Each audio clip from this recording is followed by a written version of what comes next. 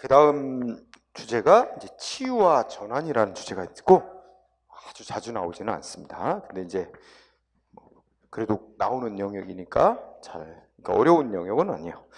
자, 개설의 동그라미 1번을 읽어보니까 우리가 지금까지 공부한 하자 있는 행위는 어떻게 되는 거야, 결국? 하자 정도에 따라서 무효가 되든가 취소 사유 있는 행위가 돼서 결국 취소돼서 효력이 부정돼야 되는 거죠, 원칙은. 그죠? 하지만 하자가 있지만 하자 있더라도 효력을 어떻게 유지해 가보자. 응? 그죠? 국민하고의 어떤 법적인 안정성 같은 걸 위해서. 그래서 두째 줄에 보면 하자가 있음에도 불구하고 그 행위의 효력을 유지시키려고 하는 논리가 있는데 치유와 전환이라는 논리가 있다. 그렇죠? 그다음에 동그라미 2번에서 하나 생각해 보자. 독일에서는 행정절차법에서 하자 있는 행위 이렇게 되면 치유가 되고 전환이 인정되고 이런 거 규정을 뒀대요. 근데 중요한 건 우리나라 행정절차법은 하자 있는 행위의 치유와 전환에 대해서 아무 규정을 안 두고 있다. 요거 하나 겠지. 두째 줄에 동그라미 우리 행정절차법은 하자 치유 전환에 대해서 아무 규정을 두고 있지 않다는 사실. 요 사실. 학설과 판례로 정리한다. 자, 그러면 판례가 나오는데 매우 중요. 다음 페이지. 자, 첫째 줄 문장의 주어. 하자가 있는 행정행위 치유니 전환이니 하는 것은 첫째 끝에 원칙적으로는 인정될 수 없는 거다. 허용될 수 없는 거다. 단 셋째 끝에 예외적으로만 허용된다. 그리고 어느 때만 허용된대? 허용될 수 있는 요건. 둘째 줄에 보니까 무용한 반복을 피하고, 그렇죠? 쓸데없는 행위 또 반복하게 되는 걸 피하고, 법적 안정성, 상대방 국민과의 안정적 관계, 법적 안정성을 보호하기 위해 인정될 수 있다. 예외적으로. 단 그런 경우라도 국민의 권리이익을 침해하지 않을 때만. 누구라도 권리이익을 침해하게 된다면 치유나 전환은 인정될 수가 없다. 그래서 이번에 소방지인가 어디에서 이렇게 한 줄 나왔지, 지문이. 하자의 치유는 원칙적으로 허용된다. 틀렸어. 원칙적으로 때문에. 원칙적으로는 안 되는 거야. 예외적으로만 허용되는 거지. 그죠? 이 판례 알아두고요. 그러면 이제 세부적으로 치유란 뭐야? 의 읽어보니까 행정위가 성립 당시에 하자가 있었대. 요건 못 갖추고 했대, 행정위원회. 근데 나중에 그 빠뜨린 요건을 보완을 하는 등, 또는 너무 오랫동안 흠이 있다는 거 모를 수도 있고, 하여튼 너무 오랫동안 경미한 흠이 있었는데 장기간이 지나버려서 이제 와서 그가 흠이 있다는 이유로 취소하는 게 무의미한 경우가 있을 수 있어요. 그런 몇 가지 경우에는 치유됐다 해가지고 치유가 되면 처음부터 아무 흠이 없는 행위를 한 것으로 그렇게 다루는 거예요. 그래서 외울 필요는 전혀 없는 거예요. 그래서 우리가 그림으로 이해를 돕기 위해서 그림으로 표현하면 이렇게 되겠지. 행정위원이 완벽히 적법한 행위를 했다 그러면 이렇게 동그라미로 표현할 수 있는데, 여기 좀 흠이 있는 행위란 거야. A라는 내용의 행위를 행정위원이 했는데 이게 조금 뭘 빼먹고 했다든지, 그죠? 절차를 좀 안 거치고 했다든지 흠이 있어. 근데 흠이 너무 많은 흠은 안 돼요. 이거 어느 정도의 흠이라 해야 돼? 취소 사유에 해당하는 흠이 있는 거야. 취소 사유. 그러면 우리가 아까 배운 논리에 따르면 결국 취소 사유 있는 흠이 있다면 취소되기 전까지는 효력이 유지되다가 결국은 어떻게 돼 있어? 행정청이 알아서 취소하든 상대방이 소송을 제기해서 취소하든 취소돼서 효력이 부정돼야 되는 게 원칙인 거 아니에요? 하지만 행정기관이 어떻게 돼요? 이 흠을 보완한단 말이야, 빨리. 보완하면 어떻게 돼? 치유가 된 거로 인정돼. 그래서 A라는 적법한 행위를 한 것으로 그렇게 간주해요. 근데 중요한 건 이 보완한 이때부터 적법한 행위를 해로 보는 게 아니라, 보완은 이때 와서 했지만 처음 행정위원이 행정처분 A라는 내용의 행위를 처음 할 때부터 흠없는 행위라고 다른 거예요. 처음부터. 그래서 이게 처음부터 완벽히 적법인 행위로 이제 이렇게 간주하는 거죠. 이거를 소급해서 소급표를 인정한다 이렇게 표현하죠. 그죠? 그렇죠? 자, 그래서 의는 이런 뜻으로 이해하면 되는 거예요. 그죠? 자, 그러면 인정 범위, 여기 중요합니다. 인정 범위가 시험에 중요해요. 자, 동그라미 1번. 치유는 뭐에만 인정돼요? 응? 취소할 수 있는 행정행위만 인정된다. 그러니까 취소할 수 있는 정도의 흠 있는 행위만 이걸 흠을 보완한다는 데서 치유가 인정될 수 있는 거지. 그죠? 무효인 행위는 치유라는 게 인정될 수 없다. 응? 그래서 어떻게 보면 시험은 포인트는 무효인 행위는 인정이 안 된다. 이게 이제 더 중요한 말 같아요. 표현 시험에 무효인 행위는 치유라는 게 있을 수 없다. 그지? 그래서 이걸 안 까먹고 기억하려면 무효인 행위는 내가 늘 예를 들은 얘가 뭐야? 애를 낳는데 이미 죽어서 사산돼서 태어난 애야. 어떻게 살려가 치료해서? 그죠? 살아서 태어나야 뭘 치료해서 계속 살려가지. 죽어서 태어난 애는 못 살려가잖아. 치료해서. 그것처럼 생각하면 돼. 무효인 행위는 이미 죽어서 태어난 애와 똑같다. 살려나갈 수가 없다. 치료해서. 그죠? 자, 물론 반론도 있긴 있지만 그 첫째 줄 끝머리로 공부하세요. 그리고 치유될 수 있는 흠은 여기다 또 살을 붙이면 이게 행정기관이 빨리 보완하는 데 대해서 치유될 수 있는 흠은 뭐에 관한 흠? 절차를 좀 빠뜨린 게 있다든지 또 뭐야? 형식상 뭐 문서에 뭐 기재사항을 조금 빠뜨린 게 있다든지 그럼 빨리 보내줘. 빠뜨린 거 빨리 보내줘 상대방한테. 이런 절차 형식상의 하자. 이게 치유될 수 있는 거지. 내용이 잘못된 거 있잖아. 내용이 법에 어긋나는 내용에 조치를 했다든지 이런 거는 치유될 수가 없다는 거예요. 내용상 하자는 내용상 흠은 안 된다. 응? 그래서 거기에 포인트 2번 뭐 한 줄짜리니까 절차 형식상의 하자는 치유가 될 수 있으나 내용상의 하자는 치유될 수 없다. 이 판례 입장입니다. 꼭 중시하고요. 우리 확인해 보자. 1번 1번 판례 중요하네요. 두 줄 그 정리합니다. 뭐라고 돼 있어요? 공무원에 대해서 징계 처분했는데 징계 처분이 뭐래요? 무효래요. 자, 키워드 징계 처분이 무효. 당연 무효. 그럼 우리가 배운 거 적용하면 무효면 치유될 수 있는 거야 없는 거야? 없어. 뭐 했더라도 징계받은 공무원이 자기한테 징계한 거 인정하고 받아들였대. 그걸 뭐래? 인용이라고 표현한 거야. 그죠? 해당 공무원이 자기한테 행해진 징계 처분을 인정했다 하더라도 그게 치유되는 사유로 될 수가 없대. 응? 그러면 여기서는 해당 공무원이 인정 안 하고 이게 중요한 게 아니고 중요한 거는 무효야. 무효인 이상은 치유가 될 수 없다는 거야. 응? 그럼 마찬가지로 2번도 마찬가지지. 아니 그 밑에 두째 줄 있고 셋째 줄에 이제 원래 이게 다른 판례인데 번호가 안 매겨졌어. 응? 그러면 셋째 줄에도 쭉 읽어나가다 보면 무슨 단어가 눈에 보여? 무효래. 뭐 어떤 처분이 무효래. 그럼 뭐 그 뒤에 뭐 어떻게 했어도 결론은 뭐야? 치유될 수 없다지. 애초에 처분이 무효라면. 그렇죠? 그리고 또 3번, 2번 번호 매겨진 2번. 아까 뭐 공부했어요? 결격 사유 있는 자를 공무원으로 임명하는 건 무효고. 그죠? 무효고. 응? 그래서 무효인 임용행위는 셋째 줄 치유가 될 수가 없는 거다. 그렇죠? 자, 그러니까 다 무효란 거. 3번까지 들으러 다 쉽다.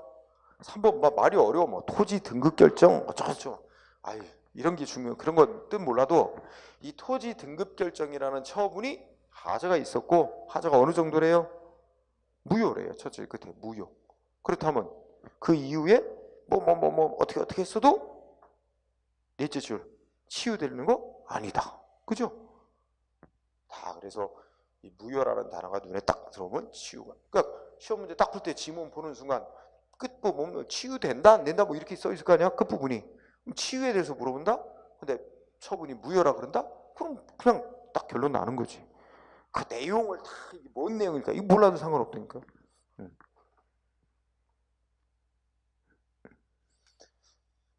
그리고 그 밑에도 번호 안 매겨졌지만 이치가 똑같지 않아요? 밑에 판례에도 뭐 환지 처분 어쩌고저쩌고 하는데 아까도 나왔었지만 그 밑에 그 점 다음에 무효인 환지 처분 이렇게 나오죠. 환지 처분이 무효라면 응? 어쩌고저쩌고 해서 결국 치유된다고 할 수도. 그렇죠? 똑같죠. 얼마나 공부하기 편해. 응? 자, 그 다음에 4번은 첫째 줄에 뭐라고 그래 있어요? 하자가 뭐에 관한 하자래? 내용에 관한 하자래. 그쵸? 내용에 관한 하자는 치유될 수 없다. 그리고 이제 뒤에 나올 거지만 또 행정위원이 만약에 치유가 될 수 있는 거라 해도 행정위원이 보완을 빨리 해야 돼요. 너무 늦게 하는 건 인정 안 돼요. 그럼 이게 너무 늦었어. 상대방이 위법이라고 주장하면서 소송까지 제기하고 난 다음에 뒤늦게 행정위원이 빠뜨린 걸 보내준 거야. 그러면 시간적으로도 치유될 수 있는 시간을 넘었다. 그래서 결론은 치유가 될 수 없다. 이렇게 된 거죠. 그래서 둘째 줄 앞물에 보면 소제기 이후에 뭔가 보완해서 했다는 거야. 그죠? 늦었어요. 소송 제기 이후에 하니까. 그래서 내용에 관한 하자 치유가 될 수 없으며 치유도 시간에 한계가 있음을 잘 나타내주고 있는 겁니다. 그 다음에 5번은 5번은 이제 뭐 치유 문제하고는 상관이 없는 별개의 문제라는 이제 판례거든. 그러니까 자 절차나 형식에 하자가 있어, 그죠? 그리고 원래 이것도 무효래요. 응? 무효인 처분이 있고 난 후 행정청이 어떻게 했어요? 그 잘못된 절차 형식을 제대로 갖추어서 다시 처분했다면 그럼 이건 치유의 문제하고는 다른 거지. 무효니까 치유가 되는 게 아닌 거고, 그거는 앞에 처분은 영원히 무효인 거고, 뒤에 절차와 형식을 갖춰서 다시 한 처분은 새로운 처분을, 적법한 새로운 처분을 다시 한 거다. 이건 치유하고는 상관없는 문제이기도 하고, 무효니까 치유도 될 수 없는 거고, 그지? 네, 그래서 놔두고요. 5번. 그 다음에 6번은 어떻게 돼요?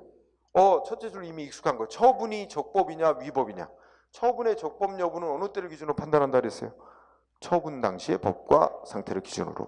따라서 처분할 때 하자가 있었는데, 응? 둘째 줄 처분 이후에 새로운 사유를 추가해서 처분 당시의 흠을 치유시킬 수는 없다. 응? 요거는 치유하는 문제하고, 요거는 이제 처분 이유를, 처분한 사유를 추가하고 변경하는 문제는 별개 다르게 보는 거예요. 치유 문제하고는 다른 거야. 응? 그래서 여기 두 번째 줄을 잘 보세요. 처분을 하고 난 이후에 새로운 사유를 추가해서 처분 당시의 흠을 치유할 수는 없다. 여기에 포인트를 주세요. 그리고 이거는 치유 문제가 아니라 하자의 치유 문제가 아니라 하자의 치유가 아니라 처분 사유의 추가 변경의 문제다. 네, 생각하면 되고요. 그래서 치유하고는 별개의 다루로 보는 거예요. 자, 그럼 어떤 때 치유되는가? 여기 가장 전형적인 게 1번이죠. 1번. 흠을 나중에 어떻게 하는 거야? 보완하는 거죠. 흠 있는 거. 동그라미 1번. 요건의 사후 보완 또는 사후 충족. 이게 가장 전형적인 치유 사유. 그 다음에 동그라미 3번. 취소 사유는 흠이 있는데 장기간 방치해 놓으면 이제 와서 그거 하자 있다고 취소하고 이럴 필요성이 거의 없어진 경우, 장기간 방치로 인한 그 법률관계 확정, 그래서 치유 사유, 그죠? 그 다음에 5번 보세요. 5번 청문회 하자. 청문하자 내용을 보세요. 청문이 이제 불이익 처분하기 전에 뭐 상대방 변명기해주고 들어보는 절차죠. 근데 청문 절차 제대로 안 거치고 하면 원래는 치유는 허용 안 되는 게 원칙이잖아. 하지만 여기서는 자 첫째 끝에 뭐라고 돼 있어요? 청문 자체를 빠뜨리고 하는 거 있죠. 청문 자체를 아예 안 하는 거. 그게 청문의 결여야. 청문을 아예 하지도 결여하고 불이익 처분했으면 그건 치유될 수 없는 거다. 그 처분은 위법이고 취소될 수밖에 없는 거다. 이런데 그 콤마 뒤에 뭐와 제대로 하는 거. 청문하는 건 했는데 날짜를 좀 늦게 보내고 해가지고 청문 통지기간 불준수, 그러니까 준수 안 했다는 거예요. 청문 통지기간을 법대로 좀 안 지킨 거. 요 정도의 하자는 상대방한테 충분히 방어 기회가 주어졌다면 그 정도의 하자는 치유된 거죠. 이거 판례를 또 확인해 볼 거야. 자, 그다음에 6번은 좀 그냥 판례로 공부하면 될 것 같아요. 그래서 그다음에 7번 보세요. 7번 보면 우리가 앞에서 배운 행정행위는 공정력, 불가증력, 뭐 불가변력 같은 게 인정된다 배웠어요. 그죠? 그럼 우리가 머리 또 굴려보자. 공정력이 인정된다? 뭘 뜻하는 거야? 지 맘대로 효력을 부정할 수 없다. 취소 사유가 있더라도. 그죠? 권한 가진 것만이 취소해서 효력을 부정하게 하는 거지. 그럼 이게 뭐야? 지 맘대로 효력을 부정할 수 없다는 것이 원래 위법했던 애가 적법으로 바뀐다는 말은 아니죠. 그럼 불가쟁력이 생겼다. 뭘 뜻할 뿐이야? 상대방 국민이 취소해달라고 소송 같은 거 못하게 됐다. 절차상. 그뿐이 내용적으로 위법이었던 애가 적법으로 바뀐다는 거 아니잖아요. 불가변력 뭐야? 행정청이 지가 한 행위 사후에 취소 변경을 못 시키는 행위가 있다는 거지. 그럼 그 위법이 적법으로 바뀐다는 건 아니란 말이에요. 그래서 그런 건 치유되는 사유하고는 아무 상관도 없는 거죠. 응? 자, 이렇게 정리하고 판례로 확인해 봅시다. 청문 절차자 치유 인정한 사례. 그죠?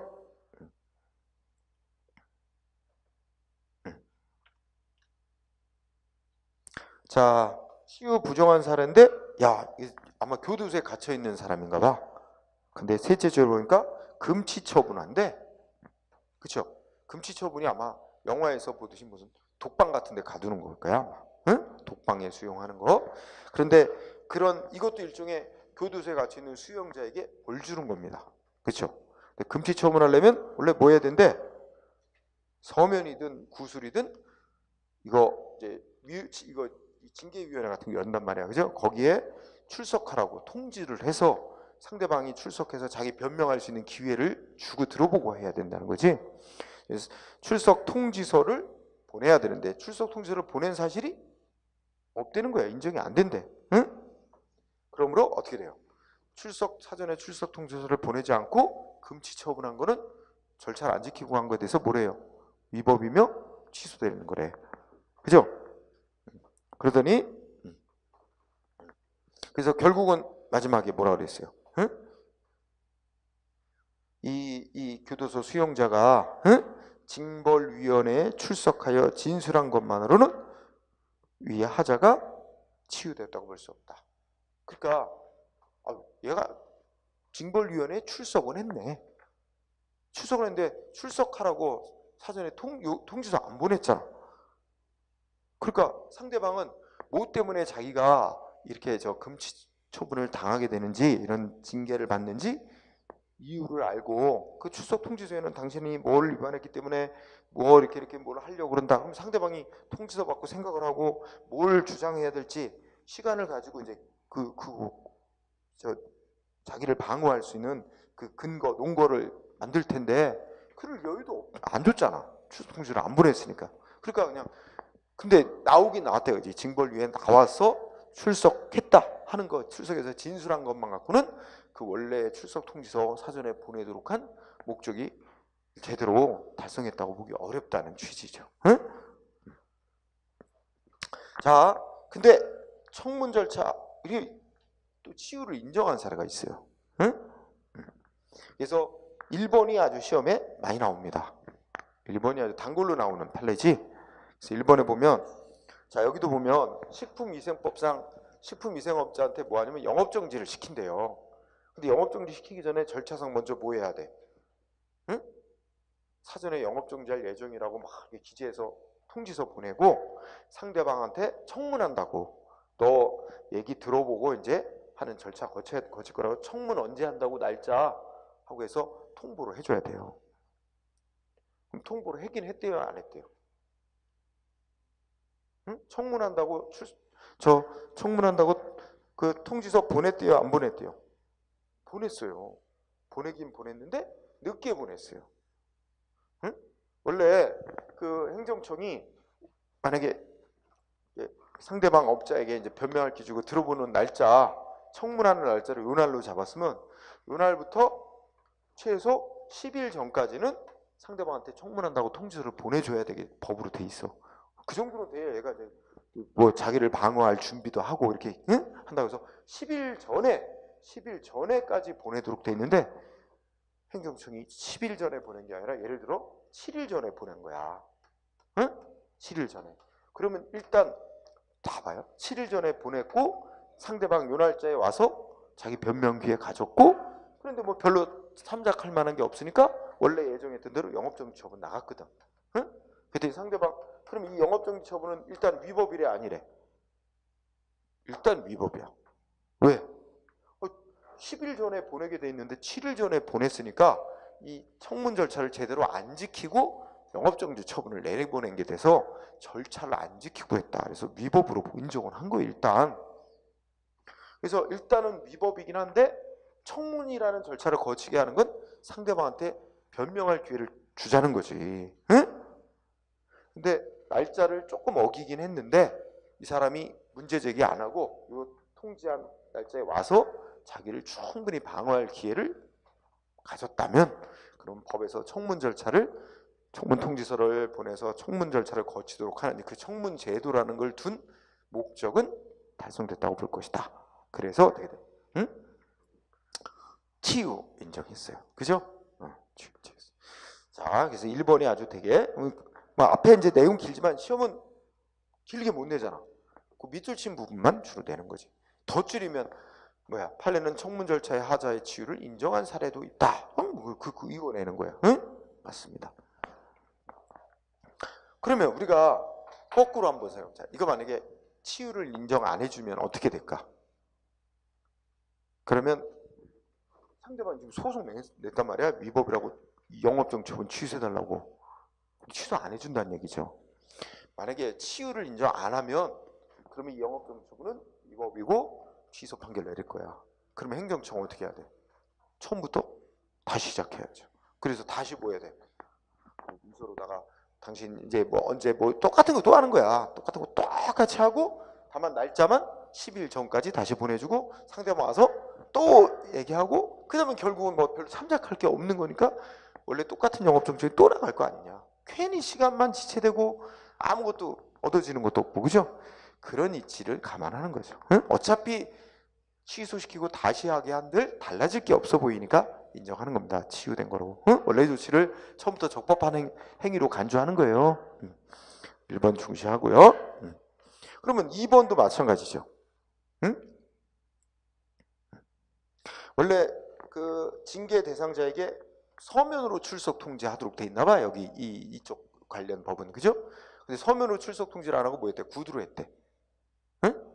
그런데 상대방 제 날짜에 나와서 충분히 방어 기회를 징계위원회에 나와서 방어 기회를 가졌다면 어떻게 돼? 그럼 서면으로 하게 돼 있는 통지가 아니라 구두로 했더라도 그 정도의 하자는 치유된 거로 인정한다는 취지겠죠? 그래서 근데 맨날 시험은 1번을 주로 대입단입니다. 그 다음에 우리 또 절차상 이유 제시해야 되는 게 있거든요. 왜 하는지 근거와 이유를 밝히고 해야 되는데 1번, 2번, 3번, 4번 다 뭐 했어요? 치유를 인정 안 해줬어요. 그렇죠? 1번 보니까 자 앞부분 밑줄 치기 전에 앞부분 그러니까 면허나 허가 내줬다가 취소시킬 때는 왜 면허 허가 취소하는지 상대방이 뭘 잘못한 것인지 뭘 위반한 건지 또 그 취소하는 근거 법조항은 근거법은 뭔지 이거 다 기재해서 해야 된다. 이거 그죠? 이게 이유 제시해야 된다는 거죠. 그런데 이와 같이 면허나 허가를 취소 처분하면서 근거, 법적 근거, 위반 사실 이런 걸 빠뜨렸대요. 안 썼대 문서에. 안 쓰고 면허나 허가 취소 처분했다면 빠뜨린 하자는 하고 어떻게 돼? 마지막 끝에 가면 치유될 수 없다. 설령 중간에 뭐 했더라도 상대방이 자기가 뭐 때문에 허가나 면허가 취소되는지 상대방 다 알고 있었다. 응? 하더라도 그죠? 대충은 다 알잖아. 어떤 업자 청소년에게 술 팔았다고 걸렸어. 그러면 면허 취소 그 청소년 술 팔았다는 것 때문에 면허 취소된다는 건 사실은 다 알고 있을 거 아니야. 알고 있었더라도 행정처한테 행정처들은 해야 될 일이 있는 거야. 취소한다고 통지서에는 그죠? 기재해야 돼. 근데 그거 빠뜨렸다면 그 면허 취소 처분은 위법이다. 취소 판결 내리는 거죠. 응? 치유 안 되졌죠. 자, 2번도 고지서에 기재할 사항 전혀 명시를 안 했다면 치유될 수 없다. 설령 공무원이 어떻게 했어요? 회사 직원 불러가지고 이런 이유 때문에 이런 근거로 세금 부과합니다. 불러갖고 알려준 데인데 그거하고는 이 처분서에 기재가 되는 거하고는 별개다 이거죠. 사실상 직원 불러서 알려준 일이 있다 해도 그는 치유되는 사유로 인정 못한다. 응? 3번 역시 고지서에 뭔가 기재사항 누락. 응? 근데 어때요? 응? 역시 의무자가 다 알고 있었다. 그 세금액 산출 근거 알고 있었다거나 하더라도 치유될 수 없다. 납세 상대방이 사실상 아는지 모르는지 그건 중요한 게 치유되는 사유로 인정 못한다는 겁니다. 응? 그 다음에 4번 역시 똑같아요. 세금 고지서에 기재해야 할 사항 빠뜨렸대. 그런데 세제 그때 상대방 뭐 문제제기 안 하고 뭐 했대? 그래서 세금 갖다 냈대. 자진 납부. 그랬다고 해서 원래 세금 부과 처분이 위법이었던 게 적법으로 치유되는 거 아니다. 응? 자, 4번 자진 납부 1, 2 3번은 알고 있다. 뭐 1번 상대방이 의무자가 알고 있다. 3번도 사실상 알고 있다. 직원 불러서 알려줬다. 뭐 이런 거 가지고는 치유될 수 없다. 응? 그 다음에 그 다음에는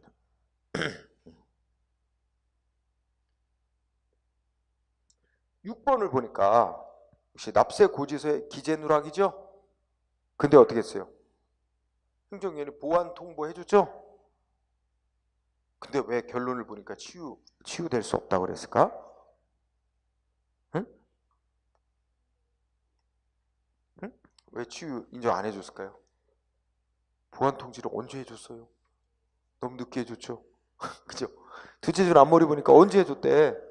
아니 이미 재판 청구가 들어갔고 선고가 내려진 다음에 뒤늦게 보완 통지를 해줬대. 늦었지. 그러면 이미 취소 판결 내려진 다음에 보완해줬어. 응? 그러면 그 보완은 그럼 원래 처분이 치유되는 게 아니라 보완해서 제대로 된 처분을 다시 해야 되는 거지. 응? 자, 이건 시간상 인정이 안 된다는 거죠, 그죠? 그 다음에 이유 빠뜨린 거 치유 인정해 준 사례들이 있어. 근데 여기에 공통점은 1번이나 2번이나 자, 뭐 고지서 보냈는데 기재사항 빼먹었는데 그 고지서에는 빼먹었지만 고지서 보내기 전에 또는 바로 직후에 상대방한테 또 보낸 문서들이 있어. 거기는 이제 왜 이게 그 세금 부과가 되는지 근거와 이유 이런 게 다 기재돼 있어서 상대방이 다 알 수 있어. 이렇게 돼 있었다면 어떻게 돼요? 그러면 고지서에는 좀 빼먹었다 하더라도 그런 앞뒤로 보낸 그 문서에 의해서 상대방이 뭐 때문에 이런 불이익받게 되는지를 다 알 수 있게 되어 있고 그 상대방이 소송할지 이런 거 결정하는데 다 충분히 편의를 제공했기 때문에 그런 거는 치유. 그러니까 요 경우는 이유부기 하자 치유 인정한 것 앞서 보낸 문서에 다 기재가 돼 있었다. 그죠? 또 2번도 마찬가지도 응?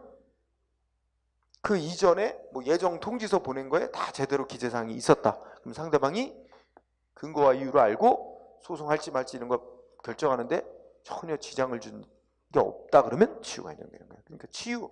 그러니까 여기 총열면 이유부기 하자는 거의 치유를 인정 안 해줬어. 근데 어느 것만 인정해줬어? 그 전이나 후에 어떤 고지서 보내기, 빠뜨린 누락된 고지서 보내기 전이나 후에 제대로 기재된 문서를 보내가지고 상대방이 다 근거와 이유를 알 수 있게 돼 있다면 요 때는 치유를 인정해줬어요. 그죠? 그렇게 정리하면 될 거예요. 그 다음에 세 번째 그 다음 주제는 하자 치유를 부정했는데 이유가 뭐야? 아까 우리 판례 다시 한번 기억해봐. 하자의 치유나 전환이 하자 있는 행위 치유나 전환이라는 건 원칙으로 허용될 수 없는 거다. 다만 예외적으로만 허용될 수 있다. 근데 조건이 있다. 허용되려면 뭐야? 무용한 행위 반복하는 걸 피하고 당사자인 국민하고 사이의 법적 안정성을 위해서. 그렇다 하더라도 국민 누구의 권리이익을 침해하지 않을 때만. 그 누구의 권리이익을 침해하는 결과가 된다면 치유를 해서 원래 위법했던 행위를 처음부터 적법한 행위를 한 것으로 치유되는 것으로 해줄 수 없다. 그죠? 그렇다면 1번 누구의 권리이익을 침해할까요? 1번을 보니까 경원관계 나오잖아. 이거 경쟁관계네. 거기 보니까 무슨 LPG 충전소 허가 내달라고 신청했는데 A하고 B하고 경쟁적으로 신청을 했나 봐. 응? 그런데 자 예를 들어서 어느 장소에 LPG 충전소를 하겠다고 허가내달라고 A도 신청, 응? B도 신청 했나봐. 결국 이제 한 사람한테 허가를 내줘야 되는데, 자, 경우에 보면 A는 원래 요건인 주민 동의서 첨부, 동의서 받아야 되는데 이거 안 됐어요. 응? 그럼 행정기관 A한테 허가 내주면 돼요, 안 돼요? 안 되죠. A 요건 못 갖췄잖아, 허가 요건. 오히려 B가 허가 요건이 갖춰진 거야. 그럼 원래는 B한테 허가를 내줘야 되는 거죠? 근데 웃겨. 행정청 요건도 구비가 안 되는 A한테 허가를 내줬어요. 그럼 A에 대한 허가는 일단 뭐예요? 위법이죠. 응? 요건도 안 된 자에게 허가를 내준 거니까 위법이잖아. 그런데 뭐야? 이제 B가 이제 문제 제기를 했죠. 아니, 요건도 안 되는 A한테 허가를 내주다니, 요건을 갖춘 나한테는 오히려 허가를 안 내주고 문제 제기를 했어. 그랬더니 행정청이 뭐래? A가 원래 신청할 때는 주민 동의서가 첨부가 안 됐었는데 그 뒤에 허가가 일단 나은 다음에 주민 동의서를 나중에 제출했다. 이게 흠이 보완됐다. 그러니까 A에 대한 허가는 처음부터 치유된 것으로 해서 적법으로. 이렇게 나오는 거야, 행정청이. 웃기지 않아요? 그럼 B는 뭐야? 그죠? 웃기지? 애초에 B한테 허가가 나가야 되는데 요건도 안 된 애를 허가를 내주고, 그죠? 웃겨. 마치 옛날에 보면은 어느 외교부 장관 딸님인가 뭔가 해가지고 이런 거 비슷해요. 뭐냐면 그 외교부에서 무슨 특채를 하는데 공고를 했지. 근데 요건이 뭐야? 외국어 뭐 토익이나 토플 몇 점 이상 이게요. 근데 그거 원래 원서 내기 전에 그 점수 획득이 돼 있어야 돼. 근데 그 장관 딸내미인가 누구는 그게 아직 그 점수 아니야. 근데 어떻게 돼? 내놓고 일단 임명을 해줬어요. 채용을 하고 나중에 그 어학 시험 요건 그 점수 따가지고 나중에 냈어. 그럼 그 치유 인정하면 돼요? 안 되지. 그런 일이 있어요. 똑같잖아. 그럼 원래 그 요건 갖춰 신청하는 바보가 되는 거지, 그죠? 말도 안 되지. 응? 자, 그러면 1번 결국은 누구의 이익을 침해해야 돼? 치유를 인정하면 경쟁 관계에 있었던 자의 이익을 침해하잖아요, 그죠? 네. 허가 거부받는 자. 응? 그 다음에 2번은 자, 개별 공시지가 결정, 개발부담금 부과처분. 그러니까 이거는 상대방한테 불이익이 됩니다. 치유가 인정되면. 개발부담금 부과처분을 받은 상대방한테 불이익한 결과가 돼서 본인한테 불이익한 결과가 되니까 치유가 안 된다는 거야. 응? 그러면 이것도 거기 판례를 그림으로 표현해 보면 이래요. 자, 여기 나오면 A라는 사람한테 개발부담금을 부과하죠. 뭔가 개발 사업을 하는 장가 봐. 그런데 이 개발부담금은 뭘 기준으로 부과한대? 정부가 매긴 땅값, 즉 개별 공시지가를 기준으로 이걸 기준으로 해서 개발부담금을 부과한다는 거지. 응?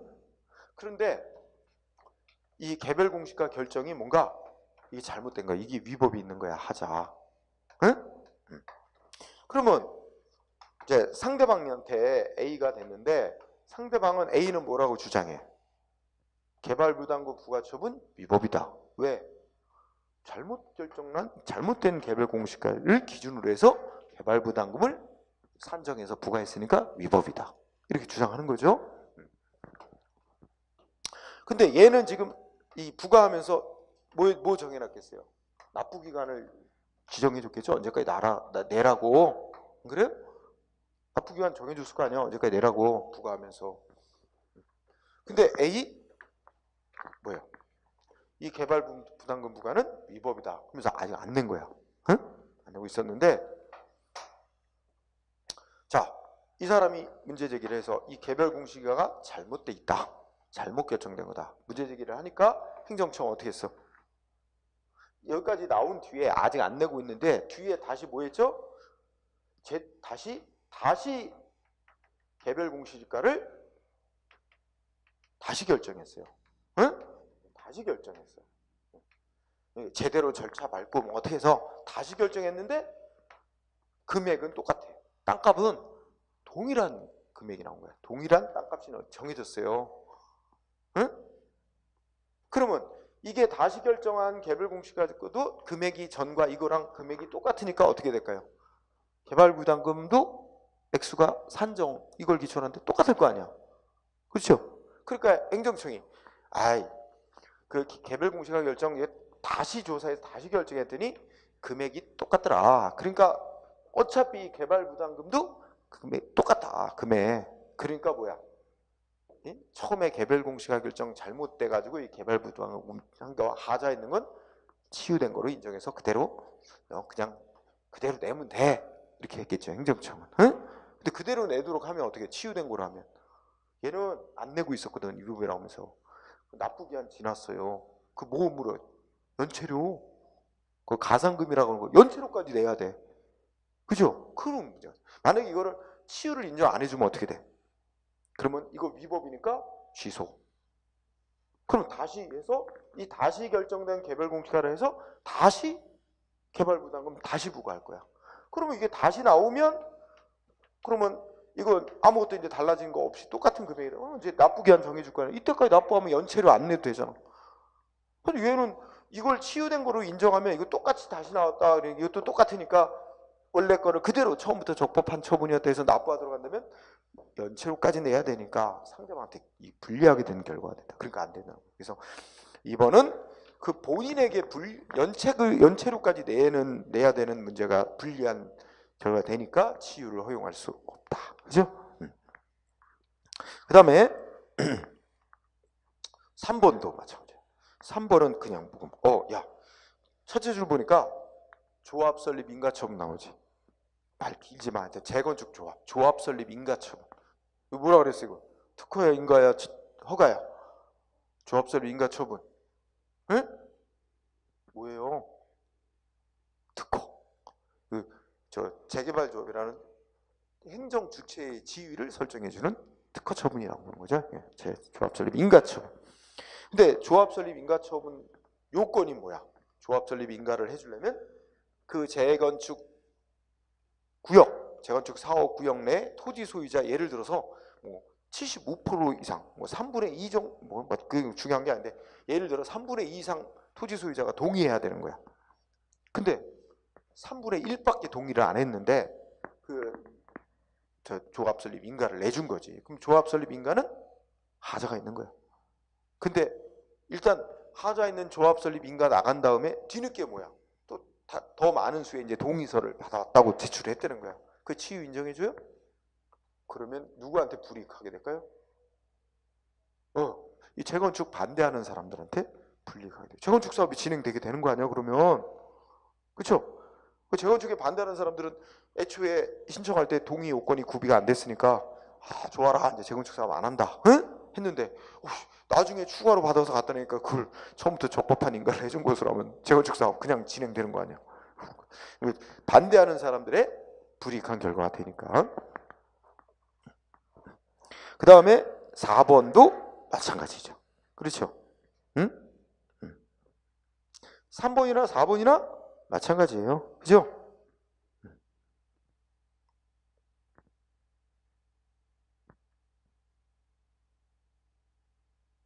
3, 4번 똑같죠? 네, 같은 논리로 생각하시면 돼요. 자, 그 다음에는 네 번째 주제. 자, 우리가 치유가 허용되는 경우라 해도 특히 이제 빠뜨린 거 행정원이 보완하면 그죠? 치유가 될 수 있는데 빠뜨린 거. 근데 언제까지 보완해야 된다? 응? 동그라미 1번 그 시간에 이제 한계가 있단 말이에요. 그래서 여러 견해가 있는데 자, 우리나라의 통설과 판례는 셋째 줄. 그러니까 상대방이 이건 위법한 처분이야 하면서 취소 심판 취소송 이렇게 행정쟁송 제기 전까지 여기 키워드죠. 그때까지 행정에는 뭐 해야 돼? 뭔가 빠뜨린 걸 보완하거나 이행을 해야만 치유라는 게 허용될 수 있다. 이렇게 본 거예요. 시간적 한계. 그래서 판례는 뭐라고 한대? 판결문에는 상대방이 불복할지 여부. 이 불복이 대표적으로 행정심판 소송이지 뭐. 행정심판 소송을 할지 말지 불복할지 여부를 결정하고 신청하는데 편의를 줄 수 있는 상당한 기간 내에 보완 수정 행위를 해야 한다라고 해서 그래야만 치유가 될 수 있다고 하면서 이게 바로 뭐야? 쟁송 제기 전으로 보는 똑같죠. 왜냐면 불복 신청하기 전까지 해야 된다는 얘기 아니야. 자, 우리나라는 쟁송 제기 전으로 본다 그랬죠? 근데 이제 시험에 예전에 나온 거 보면 동그라미 1번 끝에 독일의 예를 따라서 소송 종결 전까지 이러면 안 됩니다. 독일은 소송 끝나기, 그러니까 소송 재판 진행 중이라도 판결 나오기 전까지만 행정위원회 뭐 빠뜨린 거 보내주면 치유를 허용하는 게 독일이야. 독일은 한참 늦게까지도 허용을 안 해, 시간적으로. 우리는 소송 제기된 이후에는 안 해줘. 소송 제기 전에 빠뜨린 걸 보내줘야 돼. 그죠? 그래서 주의. 그러면 우리 판례 밑으로 확인해보자. 1번을 보니까 세금 부과하면서 고지서를 보내는데 고지서에 기재사항 빼먹었대. 근데 그거 빼먹은 거 상대방한테 나중에 보내줬는데 언제까지 보내줘야만 된대? 적어도 상대방이 세금 부과에 대해서 소송 같은 거 할지 말지 이거 하는데 편의를 줄 수 있는 상당한 기간 내에 보완 수정일을 해야만 하고 한다. 이렇게 하면서 야, 넷째 줄에 보니까 고지서에 기재사항 빠뜨린 거 언제 보내줬어요? 상대방이 이미 취소 소송 제기하고 난 뒤에 보내줬어. 늦었지. 치유될 수 없다. 그럼 결국 세금부과 처분은 취소 판결 내려질 거고 다시 해야죠. 그죠? 네. 다시 처음부터. 그럼 2번도 마찬가지야. 응? 둘째 줄에 뭐라 써놨어요? 첫째 줄에 소송 계속 중에, 소송 진행 중에 뭐 했대? 보완 통지했대. 고지서 빠뜨린 거. 자, 딱 보는 순간 늦었죠? 응? 늦었잖아. 치유될 수 없다. 응? 그 다음에 이제 3번은 의외로 잘 안 내고 있어요. 사실은 이게 좀 의외인데, 이제 공무원 징계 처분. 야, 그러면 공무원 징계 처분을 하는데 이게 위법이야. 하자가 있어. 근데 자, 저기 뭐야? 징계 처분에 대해서 재심 절차 나오죠? 공무원에 대해 징계 처분에 대해서 재심 절차는 원래의 징계 절차와 함께 그 전부가 하나의 징계 처분 절차를 이루는 거다. 뭐 이런 전제를 깔더니 그 절차가 정당했는지도 징계 과정 전부에 대해서 판단해야 한다. 이렇게 전제를 깔면서 원래의 징계 처분할 때 그 절차에 절차상의 하자가 있었더라도 재심 과정에서 보완이 되었다면 그때는 어떻게 돼? 그 징계 처분의 절차상 하자는 치유됐다고 인정한다. 그죠? 이거는 아직 우리 시험에서 잘 쓰이지는 않았어요. 근데 좀 특이한 거죠. 응? 징계 처분이 이제 원래의 징계 처분, 재심, 이걸 하나의 통으로 봐. 그걸 하나의 징계 처분 절차의 하나로 통으로 보고 재심 절차에서 절차 하자 흠이 보완됐으면 치유된 거로 인정했다는 거. 응? 아직 한 번도 시험에 거의 나오지는 않았었어요. 근데 이제 조금 유의는 해둘 필요가 있다. 자, 5번째 아까 이미 썼는데 치유가 보완돼서 치유가 된 거로 인정되면 언제부터 적법한 행위로 한 것으로 간주해줘? 처음부터. 처분 시부터. 그죠? 그 단어가 어디예요? 소급적. 즉 두 번째 처분 시부터. 즉 처음부터. 요거 맨날 틀리게 만들면 흠을 보완한 때부터 적법한 행위로 인정된다. 아니에요. 보완은 때가 아니라 처음부터. 응?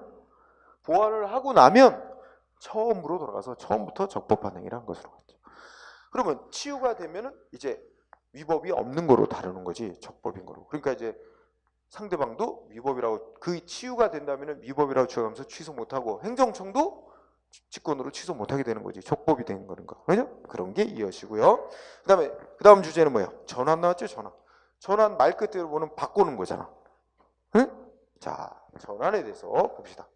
그러면 문장으로 거기 일단 읽어보면 행정기관이 원래 의도한 내용의 행위로서는 무효래요. 무효. 원래 의도한 행위로서는 무효인데 이거를 처음부터 다른 행위를 한 것으로 간주한다면 다른 행위로서는 완전히 요건이 다 구비돼서 완전 적법이 되는 거야. 응? 그럼 예를 들면 뭐가 있어요? 응? 자, 셋째 줄에 사자, 죽은 사람에 대해서 광어포가, 응? 또는 세금 부과 처분. 이 광어포가 특허죠. 하여튼 뭐 죽은 사람에 대해서 세금 부과. 응? 그럼 이미 죽은 사람에 대해서 세금 부과하는 건 무효. 근데 이게 처음부터 죽은 사람이 아니라 그 상속인에 대해서 세금 부과한 거로 그렇게 간주하면 완전히 요건이 다 갖춰진 게 돼. 응? 그럼 원래 이치상 따지면 애초에 죽은 사람에 대해 세금 부과한 게 무효. 그럼 그건 무효로 끝난 거고, 다시 상속인에 대해서 고지서 작성해갖고 다시 세금 부과를 또 해야 되는 게 맞는 거지. 근데 그렇게 되면 세금 부과를 2번 하게 되는 거죠. 그죠? 그러느니 어차피 상속인 세금 부과받아서 낼 입장에 있는 사람인데, 그러니까 처음부터 죽은 사람에 대해 세금 부과를 상속인에 대해 세금 부과로 간주하자. 그럼 넌 그거에 대해서 그냥 세금 내면 상속인 네가 낸 걸로 쳐줄게. 이런 이치로 하는 거죠. 응? 그래서 이거는 약간 그림으로 표현하면 원래 행정기관한 행위는 A라는 내용의 행위를 했어. 즉, 사망한 사람에 대한, 사망자에 대한 세금 부과한 거야. 근데 법을 너무 많이 어기고 했기 때문에 중대 명백한 위법이 있어서 이거 뭐예요? 흠이 있는데 무효야, 무효. 그러니까 이 A라는 행위로서는 효력이 생길 수가 없는 거예요. 효력이 생기지도 않았죠. 근데 이걸 어떻게 돼요? 응? 자, 처음부터 뭐 한 거로 간주해? 처음부터 B. 이게 B가 뭐냐면 상속인에 대한 세금 부과. 상속인에 대한 세금 부과 조치를 한 것으로 간주하는 거야. 응? 이거를 실제 행위는 이 행위를 해놓고 이 행위를 한 것으로 간주하자. 이걸 전환시킨다 그래. 응? 그렇게 하는 거죠.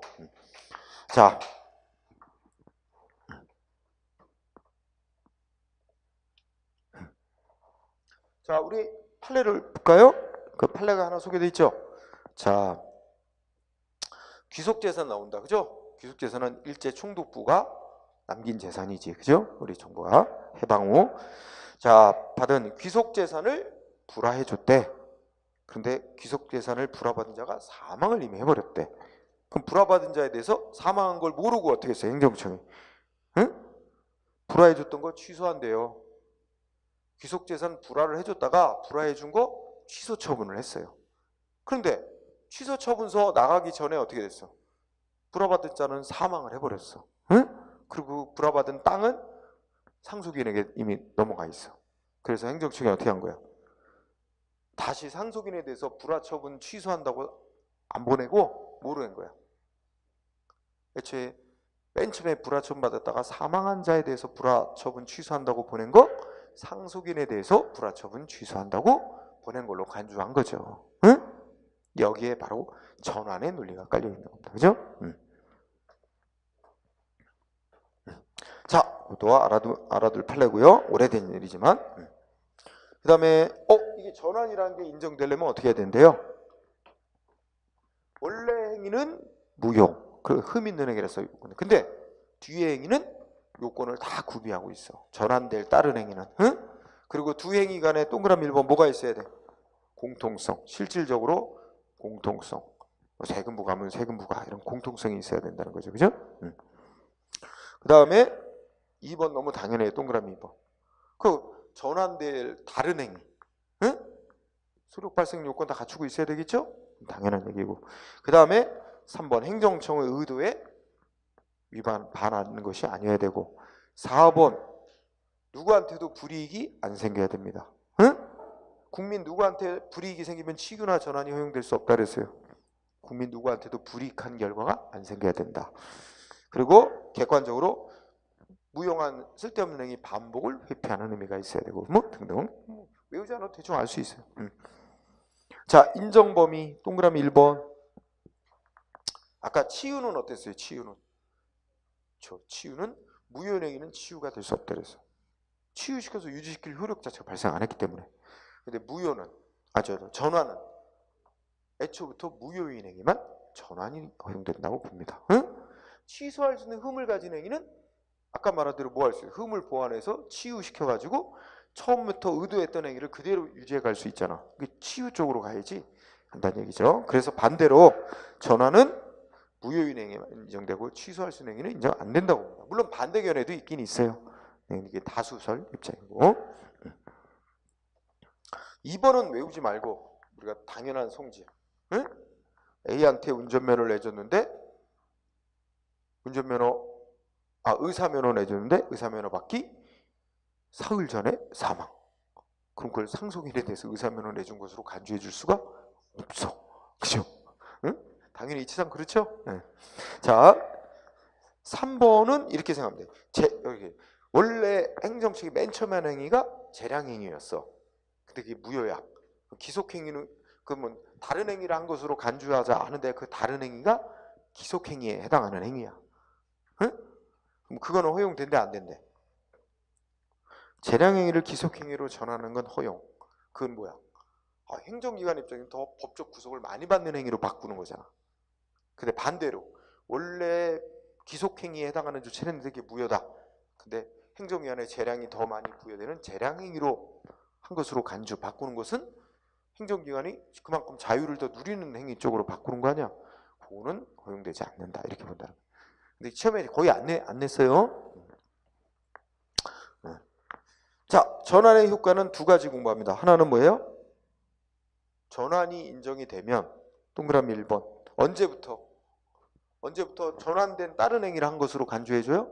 처음부터. 그러니까 이것도 시간상 따지면 행정청은 맨 처음에 행위를 처분한 시점은 이때. 근데 이거 할 때는 몰랐는데 하고 나서 보니까 이제 이 행위가 무효라는 걸 알아차린 거지. 그럼 행정청이 어떻게 하겠어? 중간쯤에 야 이거 상속인에 대한 세금 광고로 바꾸자. 간주하자. 그 전환시키는 행위를 하는 거지. 전환 행위를 이때 하면 처음부터 상속인에 대해 세금 부과한 거 아니야. 사망자에 대해 세금 부과한 시점부터 상속인에 대한 세금 부과를 한 것으로 간주하는 거죠. 그래서 그게 바로 뭐야? 처음부터. 응? 소급. 그렇죠? 소급. 그 다음에 동그라미 2번.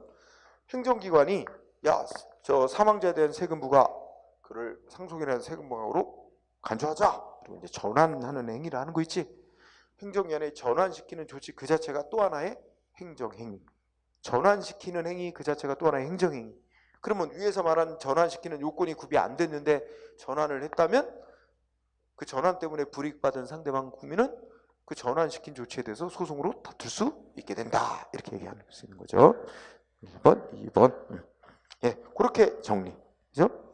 자, 그 다음에 시험에 자주 나오는 거. 하자의 승계. 아주 자주 나오니까 거의 매 시험마다 나온다고 볼 수 있어요. 우선 승계는 이어지는 겁니다. 그렇죠?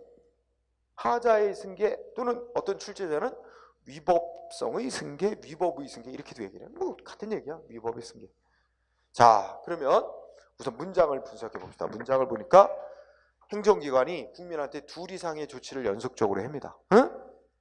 둘 이상의 행정행위가 연속적으로 행해진대. 그때 자 순서상 앞에 행해진 행위를 선행행위 또는 선행처분, 뒤에 행해진 행위를 후행행위, 후행처분. 그래. 그러면 선행행위의 하자, 선행행위의 위법이 있다는 이유를 내세워서 뒤의 행위를 취소해달라라고 주장할 수 있느냐, 그걸 소송으로 다툴 수 있느냐 이 문제래.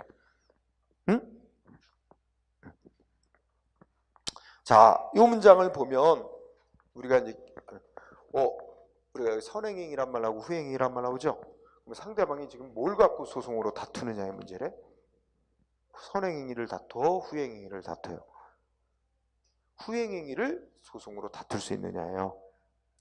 취소해달라고 싸우는 대상은 후행행위예요. 근데 이유는 뒤의 행위 왜 취소해달라고 하는 이유가 뭐야? 선행행위가 위법이라는 이유를 내세워서.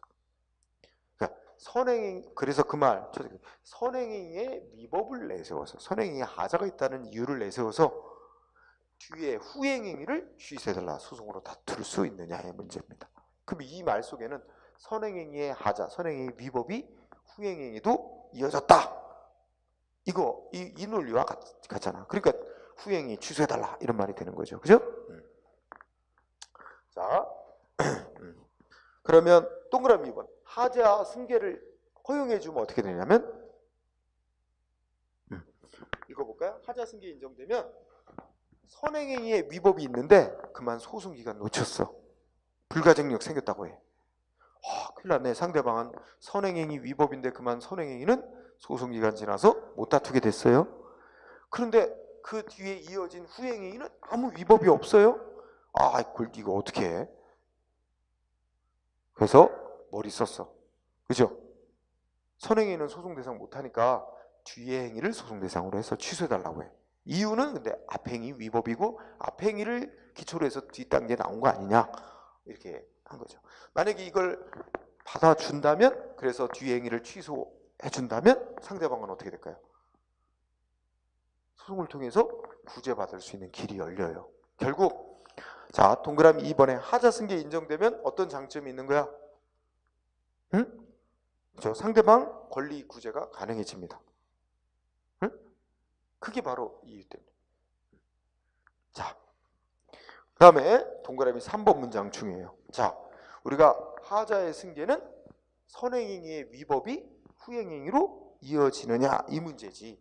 뒤의 행위의 위법이 앞서 행해진 선행행위에 승계되느냐? 그런 일은 있을 수 없는 거지. 응? 우리 거꾸로 생각하면 나중에 태어난 자식의 유전자가 부모한테 이어집니까? 응? 그렇지 않지. 먼저 태어난 부모의 유전자가 나중에 태어난 자식에게 승계되는 거지. 그렇게 생각하면 돼. 그러니까 여기 보면 뒷단계에 위법이 있다고 해서 뒤에 행해진 행위 위법을 이유로 시간적으로 앞서 행해진 행위 위법이라고 주장하면서 싸우는 거 된대 안 된대? 그건 안 된다. 응?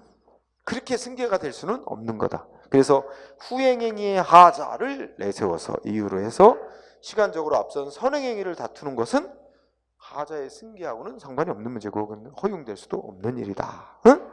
판례로 확인해 보자. 거기 보면 우리가 이제 건물 철거 명령을 내렸어요. 근데 철거를 안 해. 그래서 행정기관은 어떻게 했어? 계고 처분이란 걸 했어. 이게 이제 독촉하는 거지, 내용적으로. 언제까지 철거해라 하고 기간을 주고 했어. 근데 안 해. 그러니까 행정청이 어떻게 했대?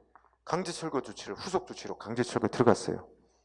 근데 상대방 뭐라고 하면서 소송을 했어 지금?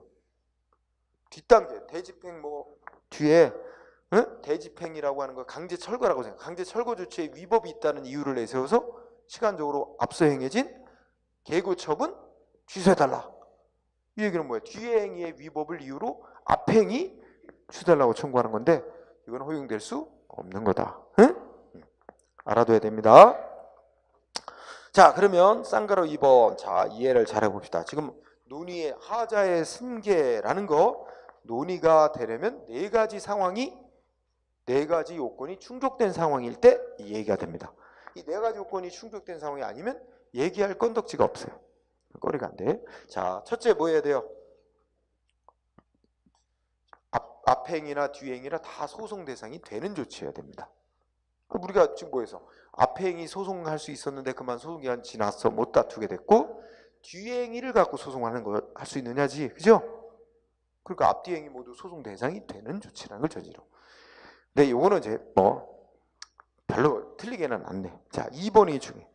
자, 선행위가 앞에 행해진 행위에 위법이 있어야 되는데 앞에 행위 위법이 있더라도 어떤 정도의 위법이 있어야 돼요? 앞에 행위에 선행행위의 무효가 아닌 취소 사유에 해당하는 하자가 있어야 됩니다. 반대로 얘기하면 선행행위가 무효라면 어떻게 돼요?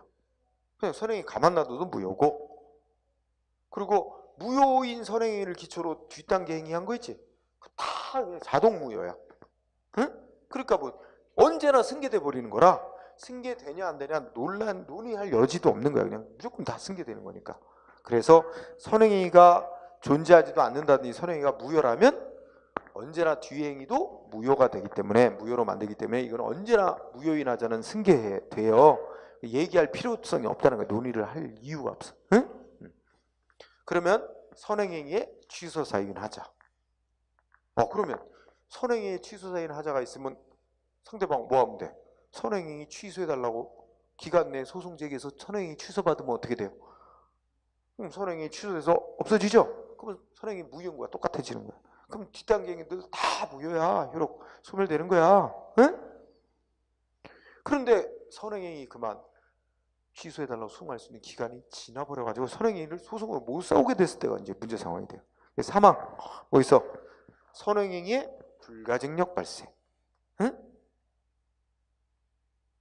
선행이가 불가증력이 생겼어야 되면 됩니다.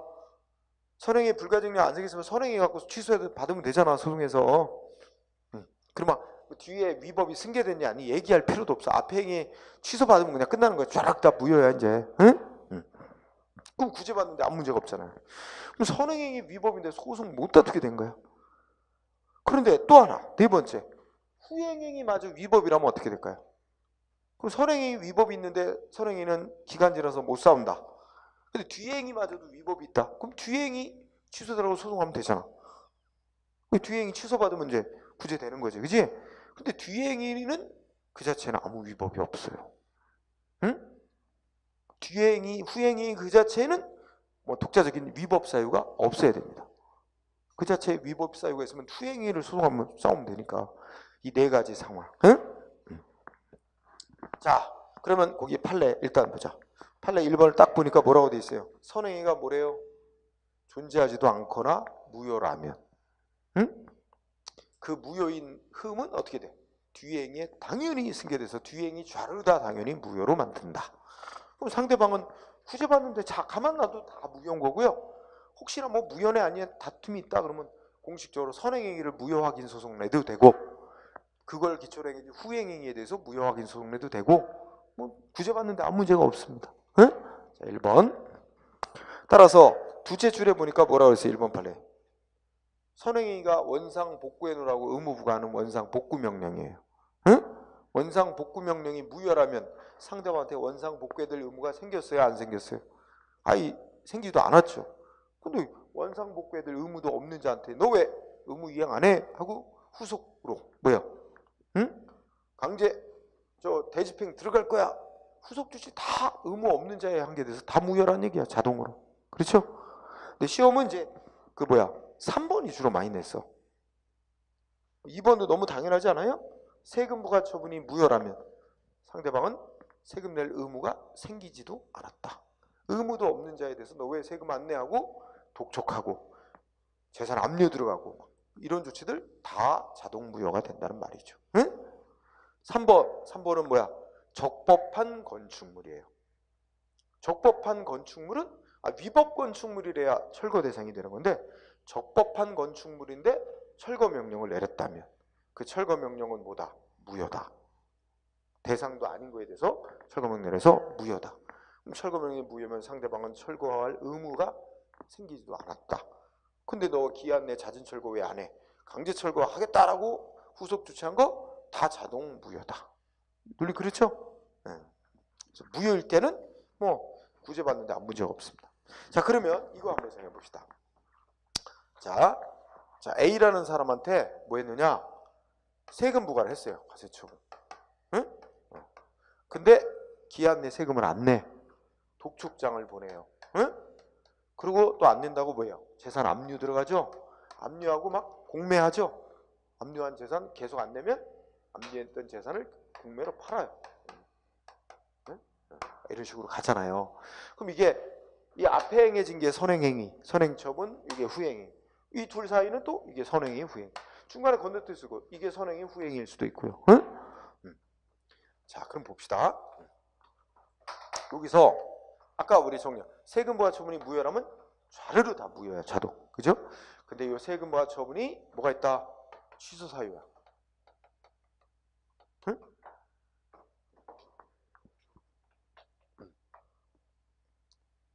그러면 상대방 뭐 하면 돼? 과세처분 취소해달라고 소송해서 취소받으면 다 무효가 돼버려. 응? 근데 이거 취소했는데 뭐야? 소송 기간 지나도록 안 싸웠어. 불가증력. 그러면 이제 세금과 처분의 취소 사유인 위법이 있지만 과세처분은 소송 대상으로 할 수가 없어요. 안 그래요? 응? 꼼짝없이 이제 얘는 당하는 거지. 그런데 뒤에 독촉이 나왔어. 독촉장이 왔어. 근데 보죠. 취소 사유니까 어떻게 돼요? 행정청이 취소하지 않는 한 유효잖아. 일단 유효. 세금 부과 처분에 효력이 있단 말이야. 효력이 있다는 얘기 상대방 세금 내릴 의무가 있는 거 아니에요? 응? 안 내고 있단 말이야. 납부를 안 해. 일단 유효인데 내야 될 의무가 있는데 납부를 안 하죠. 납부 안 하니까 세금 내야 될 의무가 있는 자가 납부를 안 하니까 행정청 뭐 하는 거야? 그 다음 조치인 독촉을 하는 거죠. 그러면 이거는 내야 될 의무 있는 자가 세금을 안 내는 거니까 독촉은 이 자체는 하자가 없어요. 그래, 독촉 조치한 거에는 아무 문제가 없는 거야. 자, 그러면 이 둘만 놓고 봐. 상대방은 세금 부과받았는데 과세처분에 위법이 있었는데 소송기간 놓쳤어. 그때는 행정처가 이제 후속 조치 내보냈어. 독촉장 보냈어. 근데 독촉 그 자체는 아무 하자가 없어. 요까지만 잘라놓고 보면, 그러면 이때 A가 어떻게 소송내? 뭐 갖고 소송해? 독촉 조치 위법이다, 취소해달라, 이걸 갖고 소송하는데 이유는 과세처분에 위법이 있었다는 이유를 내세워서 독촉 조치 취소해달라고 소송할 수 있느냐? 그거 받아주면 하자승계를 허용한다 그러고, 안 받아주면 하자승계를 인정 안 하는 거라, 안 한다 그래. 응? 응. 자, 그러면 지금 요런 상황인데, 그러면 이게 인정이 될까요? 조금 아까 세금 부과 처분에 위법이 있다는 이유를 내세워서 독촉 조치 취소해달라, 아무 하자 없는 독촉 조치 취소해달라고 주장하면서 소송 제기하는 거 허용할까요, 안 할까요? 응? 결론 얘기하면 안 해줘요. 자, 근데 자 봅시다. 그러면 승계 인정 여부, 우리 통설 봅시다. 통설, 응? 전통적에는 통설에 따르면 어떻게 된대요? 이 앞뒤 선행행위, 후행행위 사이가 어떤 사이냐를 기준으로 판단하죠. 그래서 자 읽어보니까, 자 법적 안정성을 고려하여, 이게 바로 이제 이게 우리 아까 여기 나왔잖아. 불가증력 얘기하죠. 이 불가증력이라는 효력은 왜 인정해? 행정을 둘러싼 관계를 신속히 확정을 지어서 법적으로 불안정 상태 빨리 해결하자.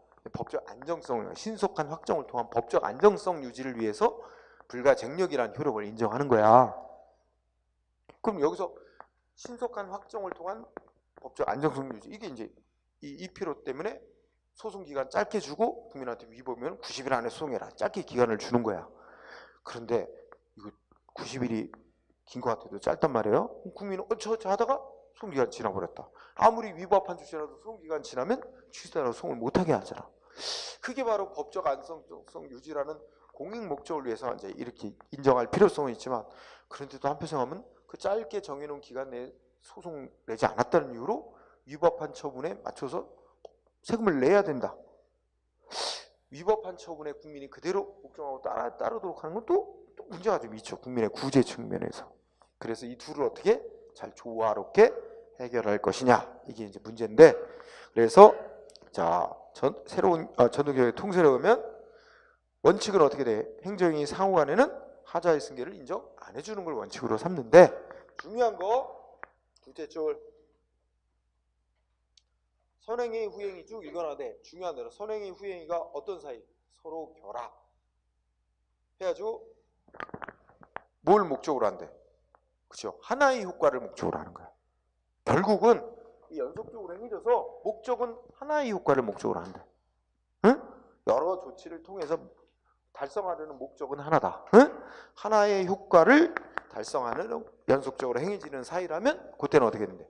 앞에 행위 위법을 내세워서 뒤에 행위 취소하라고 주장하는 거 이꼬로 뒤에 행위 소송 대상으로 삼고 앞에 행위의 위법을 이유로 내세우는 거 주장하는 거 허용한단 말이에요. 그게 하자승계 허용한다. 반면에 셋째 줄 앞뒤 행위 사이가 어떤 사이? 연속적으로 행해지는 사이이긴 한데 서로 독립적이고 서로 각각 별개의 효과를 목적으로 하는 사이야. 그런 사이면 하자의 승계를 인정 안 해준다. 즉 뒤에 행위 소송 내면서 앞에 행위 위법을 주장하는 거 허용하지 않는다는 말이에요. 응? 이거 매우 중요하고요. 그러면 밑으로 내려와서 3번 판례의 태도 있죠? 판례 어떤 입장이래? 통설과 같은 태도. 원칙은 통설과 같은 기준에 따라서 판단. 원칙, 통설과 같은 입장, 같은 기준으로 판단한대. 그런데 예외를 인정합니다. 응? 둘째 줄에 보면 예외 인정하고 있다 그랬죠? 그래서 예외 인정하는 걸 대표적인 걸 보면은 여러분 셋째 줄에 보니까 무슨 조치와 무슨 조치 사이? 개별 공시지가 결정과 그다음에 양도소득세 부과처분, 줄이면 과세처분이라고 그래요. 응? 그러면 개별 공시가 결정한 선행처분과 그걸 기초로 행해진 후행 양도세, 부가처분 내지는 과세처분 사이 어떤 사이래요? 두 개의 행위 사이 어떤 사이래? 응? 둘째 줄. 뭐 넷째 줄이 되겠죠? 뭐래? 서로 독립, 별개의 효과를 목적으로 하는 사이. 응? 그러면 통설 같으면 어떻게 돼? 하자승계. 그러니까 앞행위 위법을 해서 뒤행위 취소하는 거 안 된다 그러겠죠? 근데 판례는 그런 사이이지만 이 경우에 어떻게 돼요? 하자승계 인정해서. 이거 인정 안 해주면, 즉 앞행위 위법 내에서 뒤행위를 소송 다툴 수 없게 하면 상대방한테 예측 가능하지 않았던, 예측할 수 없었던 너무 큰 손해를 발생시킨대.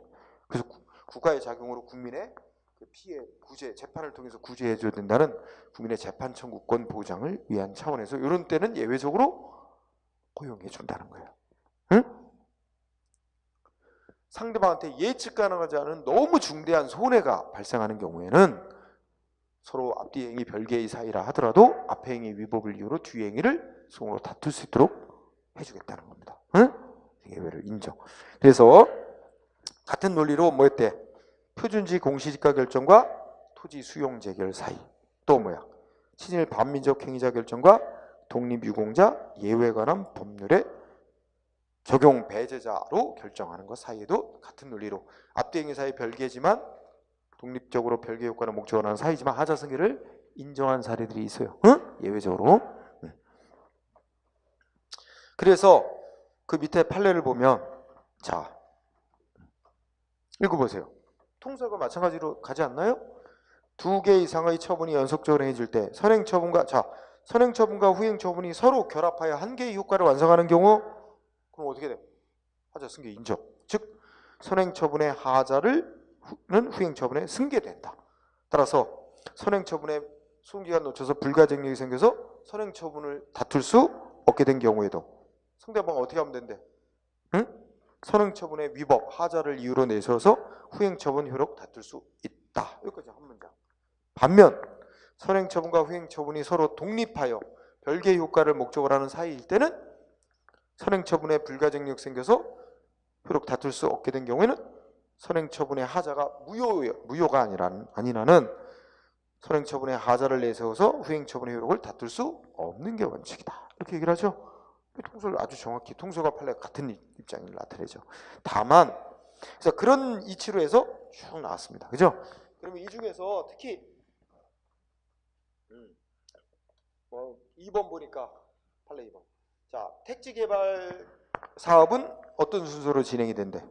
2번 보니까 택지 개발 예정직으로 지정을 먼저 하고 그 다음이 택지 개발 계획 승인 내주고 그 다음에 수용 재결 이런 순서로 이제 이루어지는데 이 세 개의 처분, 세 개의 행위들 간에는 어떤 사이래? 각각 별개의 효과를 목적으로 하는 독립한 처분들 사이. 그래서 결론은 어떻게 되겠어요? 앞에 행위의 위법이 있는데 소송기간 놓쳤다. 앞에 행위 위법을 이유로 들어서 뒷단계 행위 취소하라고 소송할 수 없다. 뒷단계 행위 소송하면서 앞에 행위 위법을 주장할 수 없다. 그 얘기지. 또 뭐와 뭐 사이도 3번도 보면은 뭐와 뭐 사이에요? 밑줄 쳤네. 도시관리계획 결정 및 고시하는 행위와 사업 시행자로 지정 고시하는 행위, 사업 실시계획 인가 고시하는 행위, 수용 재결 이 네 개 행위들 사이 다 똑같이 보래. 각 독립하여 별개의 효과를 목적으로 하는 사이. 하자승계 인정하나. 또 4번 첫째 줄 대집행 계고, 응? 대집행 영장 통지 실행 비용 납부 명령. 4개 조치가 나오죠? 이 4개 조치들은 다 뭘 목적으로 하는 사이에? 예를 들면 철거 의무를 이행 안 하고 있어서 철거된 상태를 실현한다는 하나의 동일한 효과를 목적을 위해서 연속적으로 행해지던 행위 사이에요. 그러니까 어떻게 돼요? 하자승계 인정이죠. 그러니까 앞행위의 위법을 이유로 뒤행위 취소달라고 할 수 있다는 거죠. 응? 이걸 대집행 절차상의 행위라고 하죠. 대집행 절차가 4단계로 이루어져 있잖아요. 아까 그랬다면 개통실비. 그렇죠? 네. 자, 그런데 판례에 따르면 예외. 1번 읽어볼까요? 판례 1번. 선행처분과 후행처분이 서로 독립 별개 효과를 목적으로 하는 사이래. 그런 경우는 원칙은 하자승계를 인정 안 해주는 거지만 그런 경우에도 자 선행처분의 불가정, 선행처분 소송기간 놓쳐버렸단 말이야. 그래서 이제 선행처분은 확정됐어. 선행처분의 불가쟁력 때문에 불이익을 입게 되는 자에게 뭐? 야 수인 한도를 넘는 가혹함, 수인 한도가 참을 수 있는 한도를 넘는 너무 가혹한 피해를 가져온다는 거야. 상대방한테 수인 한도로 나온 가혹함. 그리고 상대방한테 그러한 피해가 어떻게 돼? 예측 가능한 게 아니었대요. 이럴 때는 어떻게 돼? 국민의 재판받을 권리를 보장하고 있는 헌법이네요. 그러니까 국민의 권리 구제 필요성에 비추어서 넷째 줄 선행처분의 후행처분에 대한 구속력은 인정될 수 없다. 그 밑줄 선행처분의 후행처분에 대한 구속력은 인정될 수 없다. 이 꼴은 무슨 말이다? 응? 하자승계 인정된다. 선행처분은 후행처분에 대한 구속력 인정될 수 없다. 이 꼴로 하자승계 인정한다. 응? 그러면서 뭐야? 개별 공시가 결정 선행처분에 위법에 있는 경우 그 자체 선행처분 소송 대상이 되는 거죠. 하지만 불가증력 불가증력 생겨버렸어. 그럼 그 뒤에 행해진 뭐야? 과세처분. 응? 뒤에 행해진 과세처분 취소하려고 소송하면서 선행 개별 공시가 결정이 위법이었다는 걸 주장할 수 있다. 하자승계 인정하는 거죠. 응? 이런 이치가 바로 거기에 또 나왔듯이 개별 토지 그런데 그 밑에 그건 또 조심. 자, 그 밑에 바로 판례. 개별 토지 가격 결정에 대해서 토지 소유자가 뭘 신청했대요? 재조사를 청구했어요. 재조사. 내 땅값 잘못 결정했다. 재조사를 신청했어. 그래서 행정청이 어떻게 했어요? 응? 감액 조정해줬죠. 그러니까 토지 소유자부터 저 재조사 신청을 받고 재조사를 해서 감액 조정 결정을 해준 거야. 좀 감액 조정을 해줬어. 근데 이 감액 조정도 위법하게 잘못된 거야. 위법이었어. 감액 조정도 잘못된 거였는데 상대방 어떻게 했어요? 더 이상 불복하지 않았대요. 그러면 이렇게 이제 감액 조정돼 가지고 개별 공시 결정이 내려졌죠. 근데 그것도 그 자체도 잘못된 거였어. 그 다음에 그걸 기초로 뭐 했어? 과세처분 내려졌어. 그러면 역시 선행처분은 개별 공시가 결정, 후행처분은 과세처분이에요. 그런데 어떻게 돼? 둘 사이 원래가 뭔데요? 서로 독립하여 별개의 효과를 목적으로 한 사이. 응? 근데 이 경우는 상대방한테 예측 가능할 수 없는 수인 한도를 넘는 가혹함을 가져오는 그런 경우가 아니다. 왜냐하면 상대방은 자기에 대한 땅값 개별 공시가 결정 처음 나왔을 때 이거 잘못된 결정이다. 재조사 청구를 했었고 거기에 대해서 감액 조정 결정을 다시 내려줬는데 그거에 대해서 자기가 또 불복할 수도 있었는데 불복을 더 이상 안 했대잖아. 불복 신청을. 그랬다면 이 경우는 어떻게 돼? 상대방한테 예측 가능한 피해를 준 게 아니라는 거야. 응? 그래서 거기 셋째 줄 뭐 있어요? 수인 한도를 넘는 가혹한 것이거나 예측 불가능한 사안이 아니었다. 그러니까 예외를 인정해 줄 수 없다. 그래서 하자승계를 인정 안 해준 거죠. 응?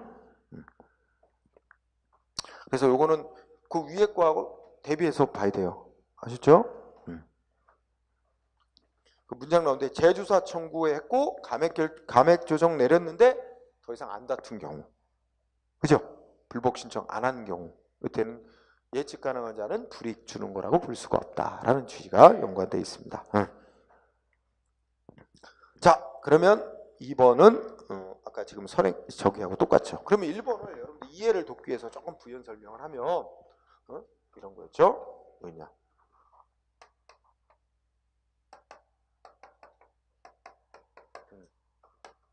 그 다음에 우리 양도소득세라는 과세처분,